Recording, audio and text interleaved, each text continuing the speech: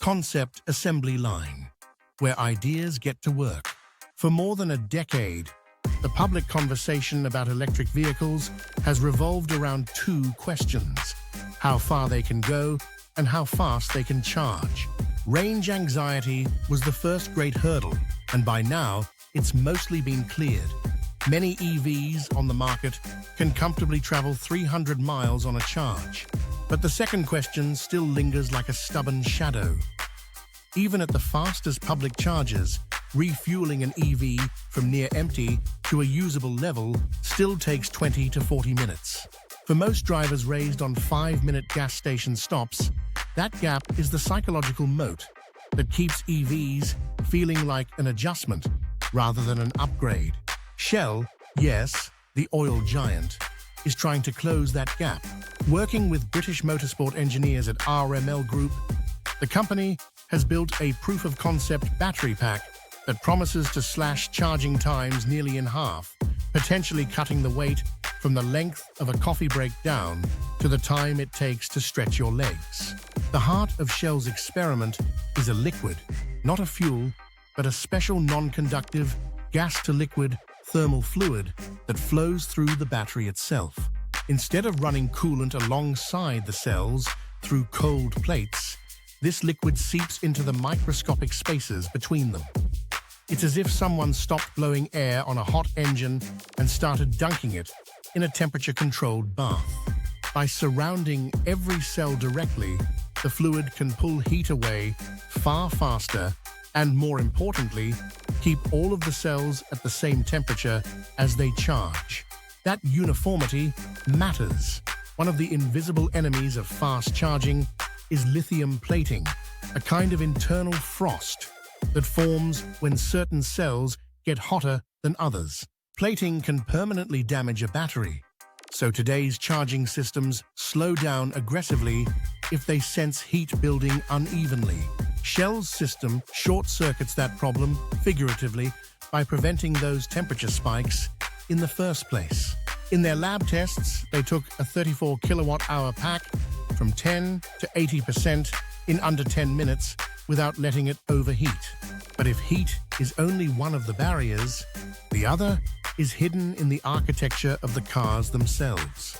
To see how Shell's breakthrough fits into the real world, it helps to compare it to cars people actually know. Take the Hyundai Ioniq 9, which runs on an advanced 800-volt system and can already charge from 10 to 80% in about 20 minutes. The Honda Prologue, which uses GM's Ultium platform, runs on a 400-volt system and takes more than half an hour to do the same job. The Lucid Gravity, with its cutting-edge 900-volt architecture, lands fastest at around 16 minutes, but could theoretically go much faster if the stations existed to feed it. The difference between them isn't just how big their batteries are, it's how their electrical roads are built. Think of every electron as a dump truck carrying a load of energy from the battery to the motor. Voltage is how big and heavy each dump truck is. Current, amps, is how many dump trucks you send at once. The total power is how much material reaches the job site every second, a blend of truck size and traffic volume. Here's the catch. Dump trucks give off heat as they work. Their engines heat up, their brakes heat up, and the road itself starts baking under the friction. If you try to move a lot of energy with small trucks, you need a huge swarm of them on the road at once. And that traffic jam makes everything run hot. That's what happens inside a 400-volt EV system. It moves energy with sheer quantity, and the price is heat. An 800 or 900-volt system solves the problem by sending fewer, bigger trucks. Each truck carries more energy, so you don't need as many of them crowding the road. Less traffic means less heat, and less heat means you can safely move power much faster. Shell's cooling system doesn't make the trucks bigger. It lines the road with cold guardrails, pulling the heat off all those little engines so they don't overheat. That means even on a 400-volt road, You can push more trucks onto the asphalt without melting it. It doesn't raise the voltage ceiling, but it lets each platform run closer to its real potential. That shift becomes real when you picture it inside familiar cars. The Hyundai Ioniq 9 runs on an 800-volt backbone, which means each electron is like a big dump truck carrying a heavy load of energy from the battery to the motor. Because the trucks are big, the Ioniq doesn't need very many of them on the road at once. That keeps traffic light and heat low. Even today, the Ioniq can push its battery from 10 to 80% in about 20 minutes on a 350 kilowatt charger. But the software still taps the brakes as temperatures rise, thinning out the traffic to keep the road from cooking. Shell's cooling system would change that dynamic. By pulling heat off the road in real time, it would let the Ioniq keep its big trucks moving at full speed longer. On the same hardware, its pit stop could shrink to 12 or 14 minutes, barely longer than a bathroom break. The Honda Prologue tells the opposite story. It runs on a 400-volt system, which is like trying to move the same amount of material with twice as many smaller dump trucks. That clogs the road and builds heat fast. Today, the Prologue peaks around 150 kilowatts, then slows down sharply as its thermal guardrails light up. Immersion cooling wouldn't magically make its trucks bigger, but it would pull the heat off their engines and brakes, letting the car safely send more trucks at once. With the same charging stations, the Prologue might sustain 225 or even 250 kilowatts instead of collapsing back toward 100. Its 10-80% session could drop from 35 minutes to around 22 or 25. Still slower than the Ioniq, but a different experience than today's half-hour wait. And then there's the Lucid Gravity, a convoy of the biggest trucks on the road. Its 900-volt system already sends huge payloads down the hill at over 350 kilowatts. But because its pack is enormous, 118 kilowatt-hours, it still takes about 16 minutes to go from 10 to 80%. That's not because the trucks aren't fast.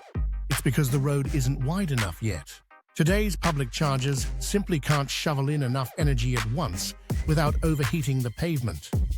Combine Lucid's oversized trucks with Shell's cold guardrails and the next generation of 500 or 600 kilowatt stations, and the equation flips. The same charge could fall to under 10 minutes. Not quite the 5-minute pit stop of a gas station, but close enough to erase the psychological gap. Seen this way, the real bottleneck isn't the size of the battery. It's the size of the trucks, the number you can fit on the road, and how hot the asphalt gets when they roar downhill together. Voltage sets the truck size. Cooling decides how many you can unleash. That's why Shell's timing matters. The rest of the world is quietly building the on-ramps for this kind of speed. Most public chargers in America today top out at 150 to 250 kilowatts. But every major investment program is leapfrogging that baseline. The federal NEVI rollout mandates 350 kilowatt minimums. European highway hubs are already piloting 400 to 600 kilowatt chargers. Companies like ABB, Chempower, and Alpatronic are shipping 1,000-volt hardware designed to handle 600 kilowatt charging sessions. It's like widening a 2-lane construction road into a multi-lane expressway. Once the lanes are strong enough to handle bigger, faster trucks, the old traffic jams will vanish. Within a few years, the bottleneck will flip. Instead of asking, can the station deliver this much power? The question will be, can the battery survive it? Shell is trying to make sure the answer is yes.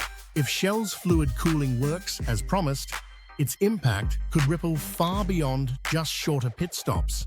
It has the potential to rewrite how EVs are designed and how many we actually need to build. Right now, car makers oversize their batteries not just to offer range, but to make charging less painful. A bigger pack gives drivers more miles between stops and keeps charging speeds higher for longer because the same current is spread across more cells. It's like building a bigger parking lot just so more dump trucks can idle in line while they cool down between runs. But all that extra capacity comes with baggage, heavier vehicles, higher costs, and more strain on the supply chain for lithium, nickel, and manganese. Immersion cooling changes that math. If each truck can carry a bigger load and stay cool while doing it, you don't need as many of them on the road. A 60 kilowatt-hour battery, barely half the size of what many crossovers carry today, could recharge from near empty to road ready in 10 minutes and then go another 200 miles. That would slash weight, cut costs, and reduce the number of scarce minerals each car needs. The ripple effects would reach the grid too. Fewer, faster trucks mean each charger serves more vehicles per day. Instead of sprawling fields of slow chargers, infrastructure could focus on power density. Fewer stations, each one moving energy like an expressway instead of a frontage road.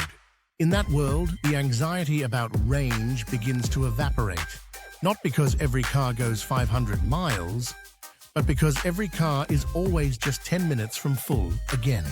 This is the future Shell is quietly sketching toward. Not an EV that mimics the gas car on its terms, but one that leapfrogs it by redesigning the refueling experience altogether. It's easy to see a fast charger as just a bigger plug, but what Shell's experiment hints at is something deeper. It's about time. Not just how much energy an EV can hold, but how quickly its owner can get back to living their life. The real revolution might not be the battery that lasts longer, but the one that never keeps you waiting. Please subscribe to help keep this content coming. It costs you nothing, but makes all the difference.